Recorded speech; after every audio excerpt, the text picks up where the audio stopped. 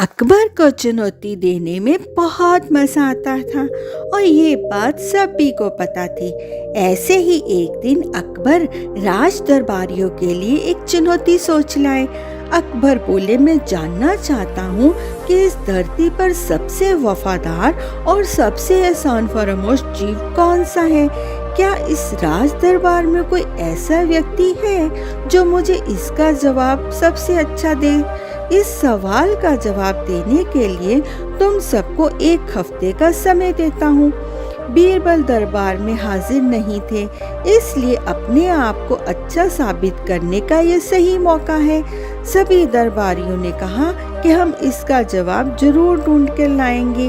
राज दरबारियों ने इसके बारे में सभी से बातचीत की। 1 हफ्ते बाद सभी दरबारी दरबार में वापस आए। अकबर उनका जवाब सुनने के लिए बहुत ही उतावले थे। तो बताओ, इस सवाल का क्या जवाब है? एक दरबारी उठा और बोला, मुझे लगता है कि इस धरती पर सबसे वफादार प्राणी आपकी बेगम है और गधा सबसे एहसान फरामोश प्राणी है। महाराज उसके जवाब से बिल्कुल भी संतुष्ट नहीं हुए। ऐसे ही दूसरे दरबारियों ने भी अजीब से जवाब दिए। अकबर बिल्कुल भी खुश नहीं थे। इसका जवाब अब बीरबल ही दे सकता है। अगले दिन बीरबल दरबार में आया। अकबर बोले, बीरबल, मेरे पास तुम्हारे लिए एक चुनौती है। अकबर ने कहा, एक ऐसे प्राणी का नाम बताओ जो सबसे वफादार है और ऐसे प्राणी जो सबसे एहसान फरामोश है। बीरबल बोले, मुझे 2 दिन का समय दीजिए, मैं इसका सही जवाब ढूंढ कर लाऊंगा। बीरबल अपने घर के लिए चल पड़ता है। वो थोड़ा थका हुआ महसूस करता है। तभी उसकी बेटी पीने के लिए पानी और खाने के लिए कुछ लेकर आती है। बीरबल ने वही प्रश्न अपनी बेटी को बताते हुए कहता है कि मैं तभी से इसके बारे में सोच रहा हूँ। पिताजी, आप थोड़ी देर सो जाइए।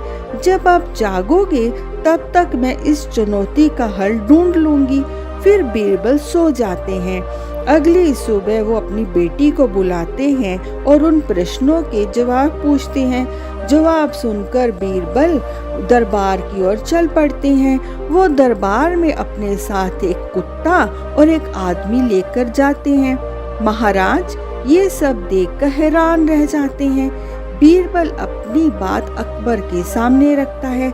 महाराज, अगर हम किसी भी आवारा कुत्ते को खाना देते हैं तो वह हमेशा वफादार ही रहता है, पर ये इंसान जो कि मेरा दामाद है, आप इनके लिए कुछ भी कर दो, ये कभी खुश नहीं होते।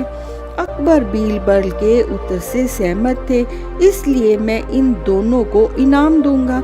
कुत्ते को बढ़िया खाना खिलाया जाए और दामाद को फांसी पर लटका दिया जाए। महाराज का ये फरमान सुनकर बीरबल हक्के बक्के रह गए। महाराज, ये तो एक नमूना है।